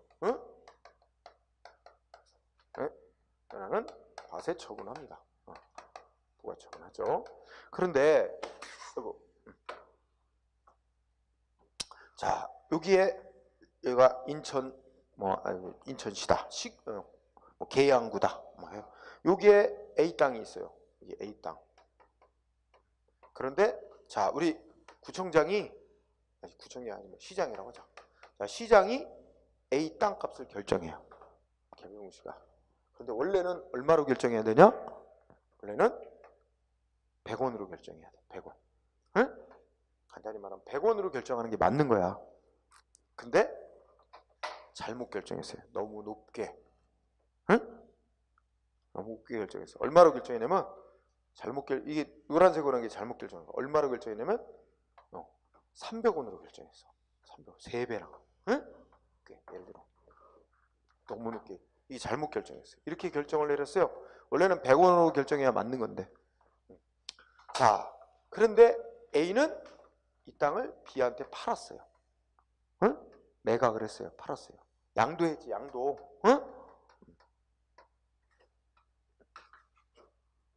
그래서 A는 이제 양도소득세라는 걸 물게 되는데, 원래 A가 이 땅을 원래 얼마에 샀냐면, 살 때 얼마 샀다고 할까? 50원. 50원 주고 산 거야. 구입. 50원에 구입. 그러면 A 입장에서는 B한테 팔고 양도소득세가 얼마 나올 거로 예상할 수 있어? 자기가 원래 50원 주고 산 땅을 100원 주고 팔았대잖아. 그럼 양도 차익이 얼마야? 50원. 그럼 거기다가 세율. 세율이 뭐 50%라고 가정해보자. 그럼 얼마의 양도소득세가 나올 거라고 생각했어요? A는? 응? 얼마 돼? 75원. 그지? 나 75원 이제 양도소득세 나오겠거니. 이거 내면 되겠다. 이렇게 예상을 했어. 응? 원래는 이제 이게 100원 정도의 땅값으로 한다면 이렇게 나오는 게 맞는 거야. 이렇게 나오는 게 맞는데 실제 세무서장이 양도소득세를 부과했는데 얼마를 부과했겠다. 응? 자, 얘가 원래 50원에 주고 산 땅 아니야? 응? 근데 예전에 이제 실제 거래한 가격으로 하질 않고 이 공시지가를 기준으로 이제 사고 팔았다고 계산해서 50원 주고 산 땅 300원에 팔았다고 이걸 기준으로 세금을 부과한 거야. 50원짜리 땅을 50원 주고 산 땅을 300원에 팔았다. 그 양도 차익이 얼마가 되는 거야? 250 플러스 세율 50%. 그러면 세금이 얼마야 이게? 700 아니야. 얼마가 나온 거야? 55 125원. 그죠? 125원. 거의 2배 가량 정도 나온 거죠. 이렇게 부과하니까 뒤늦게 이제 놀래가지고 세무서 막 찾아갔어. 가지고 세무서 찾아가서 아니 이렇게 세금이 많이 나오냐? 그랬더니 어디 봅시다. 이거 양도소득세 부과는 개별 공시지가를 기준으로 양도세 팔았다고 그거를 기준으로 판 가격을 개별 공시지가를 기준으로 해서 이제 세금 매긴다. 그래가지고 당신 땅은 300원짜리로 시장에서 결정이 돼 있으니 당신 원래 50원 주고 산 땅 300원에 파는 거로 간주가 된다. 그러니 계산해서 125원 부과한 거 맞는데요? 응? 여기서는 이거 아무런 하자가 없어요. 이거 300원으로 시장이 결정한 걸 기초로 한 거야. 확정난 거야. 300원짜리 땅으로. 하자가 없어요. 그래서 설명을 듣고 나니까 근본적으로 어디에 문제가 있었다는 거야? 이거에 잘못 결정된 거에 문제가 있었죠. 여기에 하자가 있었던 거예요. 여기 하자. 선행처분에. 근데 선행처분에 하자가 있었는데 그만 A 이거에 대해서 이거 너무 높게 잘못 결정됐다고 기간 내에 다퉜어 안 다퉜어? 안 다퉜어요. 기간이 다 지났어. 소송으로 다툴 수 있는 기간이 다 지나서 이거 위법하게 하자 이렇게 잘못 결정된 건데 불가증력 생겨버린 거야. 이제 300원으로 확정이 나버린 거야. 응? 그러면 세무서장은 당신 땅은 300원짜리 땅으로 확정이 났으니 그걸 기준으로 세금 부과한 거는 아무 문제 없지 않냐. 세무서장이 세금 부과 처분 자체로는 아무 하자가 없어요. 여기에 문제가 있었던 거지. 근데 이거는 소송기간 지나서 불가증력 생각하고 이거 취소달라고 못 싸워요. 응? 이런 상황에서 A가 어떻게 한 거야? 야, 너무 많이 나왔다. 근데 양도세 이 과세처분은 잘못 결정된 개별 공시가를 기준으로 부과한 거니까 취소해달라. 즉 이걸 취소해달라고 소송하면서 여기에 위법이 있었다는 걸 내세운 거예요. 주장한 거죠. 근데 이게 둘 사이는 원래 어떤 사이라 그랬어? 아니 정부에서 개별 공시가라고 개별 땅값 결정하는 게 양도소득세에서 세금 부과하고 그 하나의 목적을 위해서 하는 거야? 이 정부에서 땅값 결정하는 건 여러 다양한 이유로 해요. 다양한 목적을 위해서. 그 중에 하나가 세금 부과하는 거하고도 관련이 있긴 있어요. 그러니까 두 행위가 결합해서 하나의 효과를 목적으로 하는 사이 아닙니다. 서로 각각 이건 다양한 목적을 위해서 하는 거고, 응? 그래서 둘 사이는 서로 연속적으로 행위이긴 하지만 서로 독립된 조치고 서로 별개의 효과를 목적으로 하는 행위 사이다. 응? 이렇게 보면서도 이거를 이 잘못 결정된 거를 기초로 너무 왕창 양수세 부과된 걸 못 다투게 하면 예상치 못한 너무 가혹한 불이익을 발생시킨다 해서 이 경우는 예외를 허용한다, 이런 얘기죠. 응? 여기에 또 이제 문장을 여러분들 읽어보면 알겠지만은 뭐가 깔려 있냐면, 자, 이 개별 공시가 결정 A, 자기 땅값이 정부에 의해서 얼마로 결정됐는지 별 크게 관심을 안 가집니다. 응? 별로. 왜냐면 땅 사고 팔 때 이 개별 공시가를 기준으로 땅 사고 파나요? 그렇지 않거든. 그냥 주변 시세 뭐 이런 거에 맞춰서 팔지. 이 개별 공시가가 원래 현실 시가보다 절반밖에 안 매겨진단 말이야. 이거가 꼭 거래 기준이 되는 건 아니거든. 그러니까 그냥 뭐 자기 땅 뭐 얼마로 결정했다 뭐 그런 것보다, 그리고 너무 높게 결정돼도 유리할 수도 있고 불리할 수도 있고, 너무 낮게 잘못 결정돼도 지금 당장 유리할지 불리할지 몰라요. 앞으로 상황에 따라서. 응? 이게 지금 당장 높게 결정되면 땅 보유하고 있으면 또 세금이 많이 나와요. 보유세가. 그죠? 그러니까 그게 또 높게 결정된 게 유리할 수도 있고 불리할 수도 있고, 아니면 또 이게 높게 결정돼서 봐라, 주변 다른 땅보다 이 땅을 이렇게 정부도 이렇게 높게 결정해 놨잖아요. 그럼 팔 때 그런 걸 내서 또 비싸게 받을 수도 있겠지. 어쨌든 유리할지 불리할지 잘 몰라요. 그리고 별로 사람들이 관심 크게 안 갖고 이거 결정되자마자 가서 들춰보고 잘못 결정됐어 하고 이거 시정해줘 이렇게 하는 사람 거의 없다는 얘기가, 그렇게 기대하기 어렵다. 그리고 이 판례 나올 때만 해도 개별적으로 문서로 당신 땅가 얼마로 결정됐다고 통보도 안 해줄 때예요. 지금은 땅 이거 개별시가 결정 땅 주인한테 다 문서로 보내줘요. 당신 땅 그 시군구청장이 1제곱미터당 얼마로 결정났다고 다 통보해 줍니다. 응? 통 받아도 뭐 그런가 보다 그러겠지. 응? 주변 시세, 그러니까 땅에 민감한 사람이 있겠지만 대부분 사람들은 그렇지는 않죠. 그러니까 이걸 제때 득달같이 취소해달라고 소송해서 바로잡고 이러는 거 기대하기 어렵다. 막 그런 거 다 반영한 거예요. 자, 그러고 나면 전체 논리를 알았으니까 외워야 됩니다. 응? 그래서 뭐 외워야 돼요? 승계 부정한 사례, 다음 페이지 보면 승계 인정한 사례, 그렇게 나오죠? 그래서 암기가 필요합니다. 자, 승계 인정한 사례를 외우세요. 주로 승계 인정한 사례를 주로 외우면 대집행 절차상의 1, 2번 다 대집행 절차상의 행위죠. 그 다음에 3번은 뭐가 관련된 거예요? 과세처분, 강제징수 절차, 강제징수 절차상의 행위들이죠. 그 다음에 4번부터는 암매장 분묘, 귀속재산, 임대, 그 다음에 6, 7번은 시험, 한지 의사시험, 안경사 시험이 나오면 승계 인정했다. 그 다음에 8번 기준지가가 옛날에 표준공시지가예요. 그러니까 지금은 표준공시지가, 옛날에 기준지가라고 부르셨던 거죠. 그러니까 그 표준공시지가 결정과 토지 수용 처분사 이렇게 생각하면 돼요. 8번, 그 다음에 9번 아까 했죠? 10번도 비슷하죠. 9번, 10번 똑같은 논리고. 응?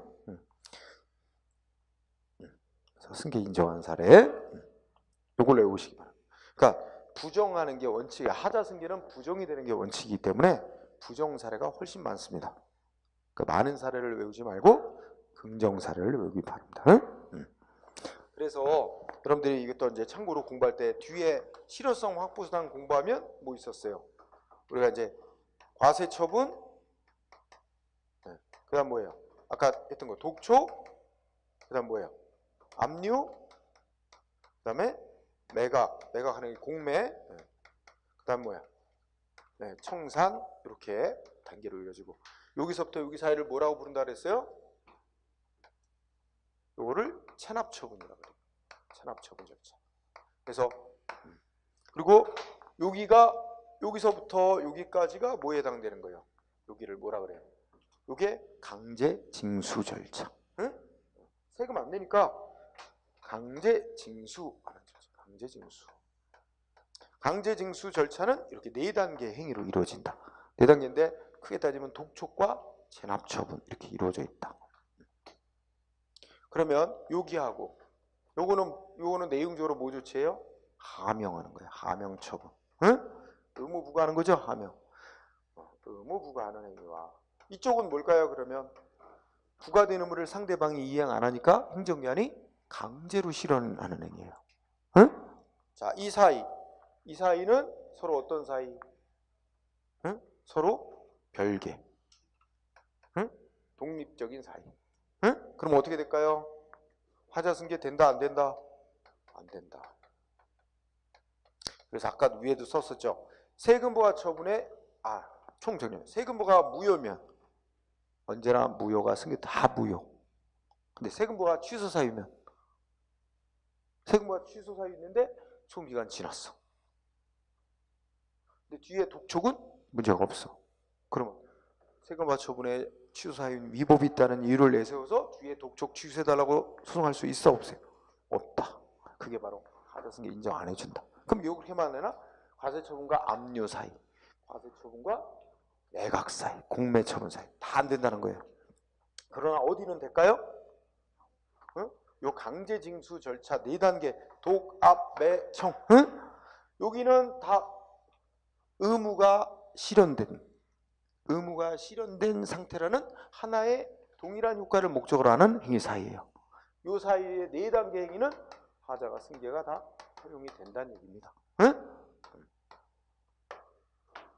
그렇죠? 그럼 이 논리 똑같은 게 뭐야?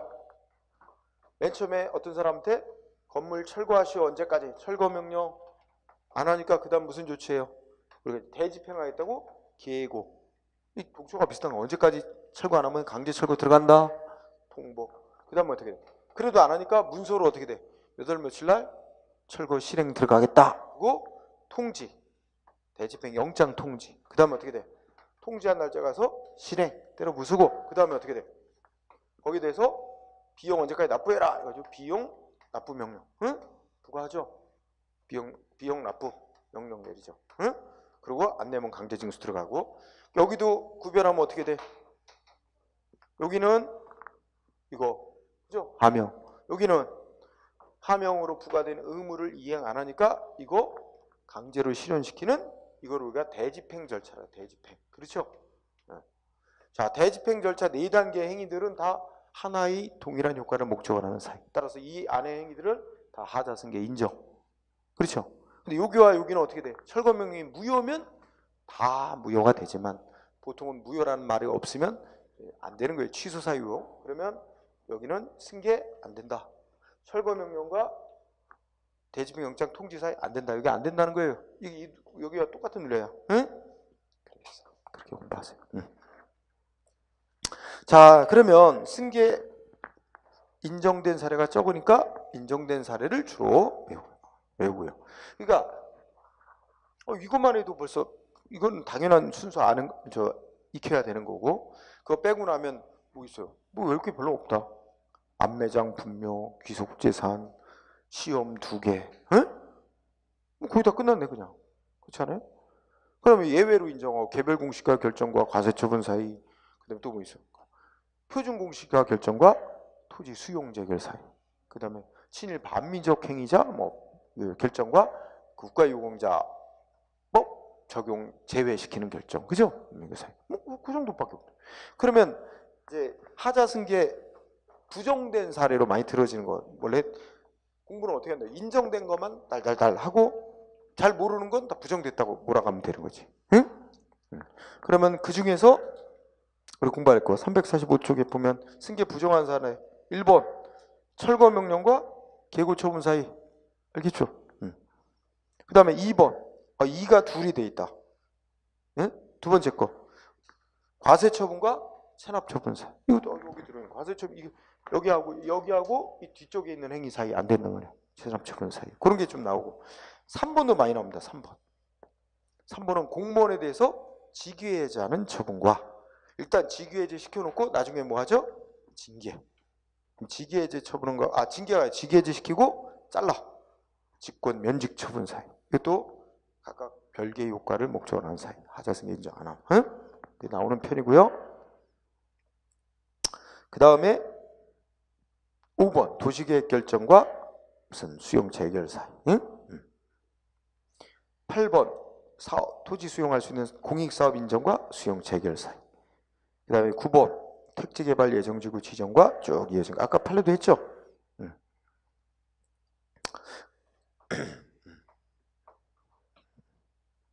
그 다음에 뒤에 가서 16번 보충력 편입 처분과 공익근무원 소집 처분 사유. 그게 주로 나오는 편. 그 다음에 들어가 보면 자,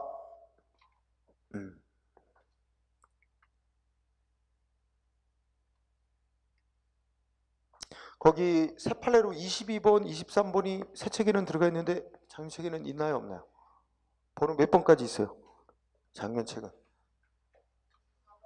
24번까지 있어요? 그러면 그 중에 22번, 23번 있죠? 그거 좀 분석해 봅시다. 자, 증액 경정 처분. 그러니까 애초에 얼마를 부과했다가 늘려가지고 올려서 증액을 해서 다시 부과한 거야.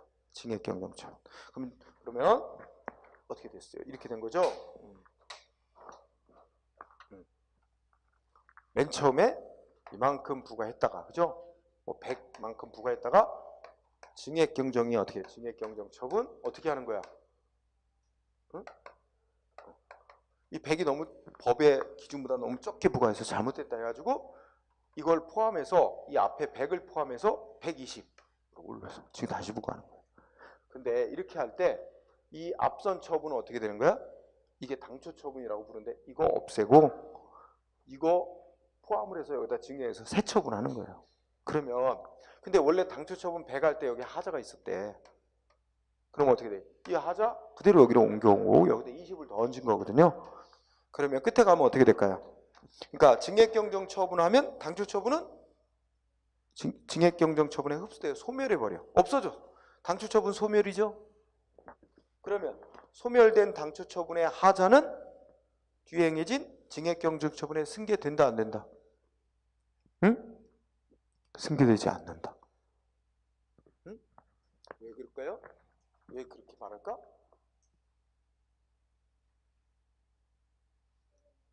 그렇죠. 승계될 선행행위의 흠이 선행행위 자체가 소멸해버리니까 선행행위의 흠도 같이 소멸해버린 거죠. 그 속에. 응? 근데 이제 만약에 행정청이 그러면 원래 이거 했던 거를 없애고 그대로 거기다가 20만 단순히 더 얹어서 증액경주 처분했으면 여기 있던 하자는 그대로 여기도 있을 거야. 그러니까 그때는 이걸 가지고 이거 자체에 위법이 있다고 싸우면 될 일이지. 여기에 위법이 여기 승계됐다 이렇게 말할 게 아니라는 얘기죠. 응? 자, 어쨌든 여러분이 공부하는데 편리하게 보면 선행 처분은 당초 처분은 어떻게 버렸다고요? 소멸됐으니 승계할 당초 행위가 없어져 버렸잖아. 그거로 생각하면 돼. 당초 처분은 소멸돼 버렸기 때문에 승계될 게 없다. 응? 이렇게 생각하시면 될 것 같아요. 그래서 우리 정리하고요. 그 다음에 23번은 자, 제목이 뭐예요?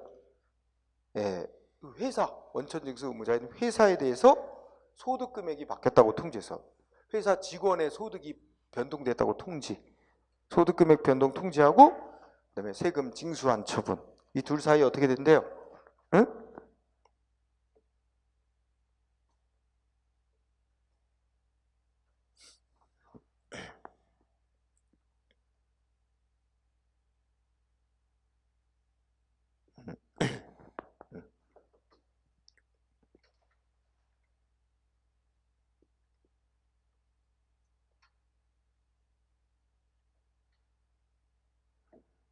어쨌든 그냥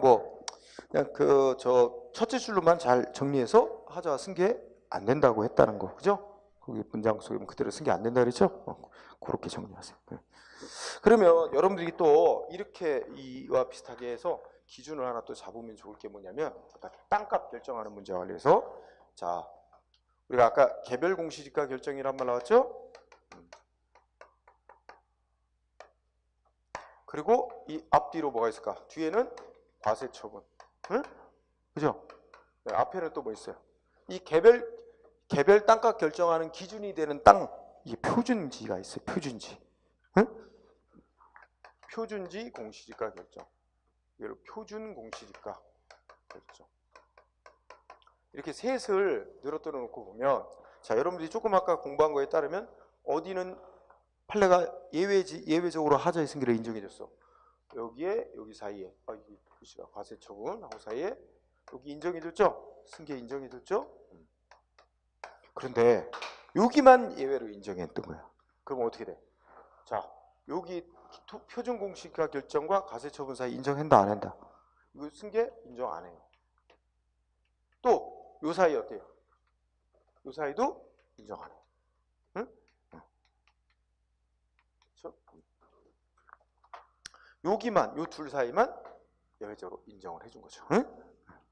그렇게 정리하고요. 그래서 하자 승계는 일단 앞부분에 전제 요건 논의, 그 전제 요건하고 그에 따른 결과로서의 판례, 모음 승계 인정하고 부정한 거, 특히 인정한 쪽을 적으니까 외워서 잘 정리를 해둬야 됩니다. 응? 자, 그래서 오늘은 여기까지 공부하는 걸로 하겠습니다. 수고하셨습니다.